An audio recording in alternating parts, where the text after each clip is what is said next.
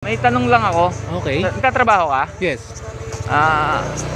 Kasi may senador na nagsabi na babawasan daw o limitahan Hold on. yung holiday sa Pilipinas. Payag ka ba? Para sa akin? Oo. Hindi. Kasi in the first place, yun na lang yung pinakarason kung bakit lumalaki yung salary ng mga Pilipino eh.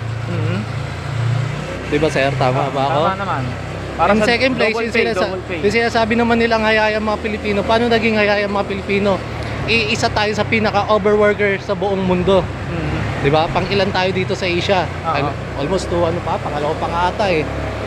In the third place naman, ay the second naman is napakaliit ng sahod dito. Ang taas ng standard nila pero pagdating sa sahod sobrang liit. So paano naman masasabi ng ibang senador na dapat nilang bawasan yung holiday sa Pilipinas? For example na lang sir, I give you an example. Yung mga minimum wage earner, 645 a day.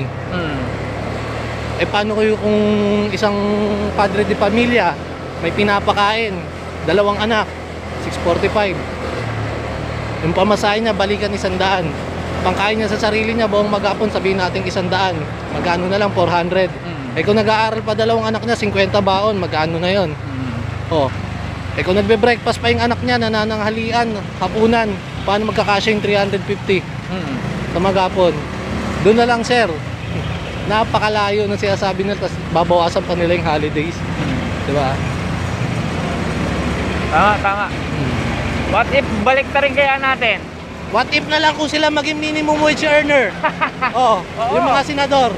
Papayag ba sila magsipagtakbo sa government kung minimum wage earner sila? Tama. Diba? Hindi. In the first place, walang senador or kung sino mang Poncio Pilato ang tatakbo sa government kung ang sahod is minimum.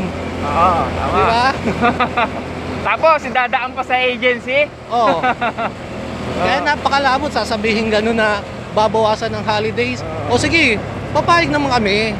Payag tayo. Basta dapat parehas ang sahod natin. Pare-parehas tayo. Tapos, no work, no pay rin sila, no? Wala silang vacation. Biruin mo, vacation sila, papasahurin pa natin sila. Milyon pa. Ang kakapal naman ng mukha nila.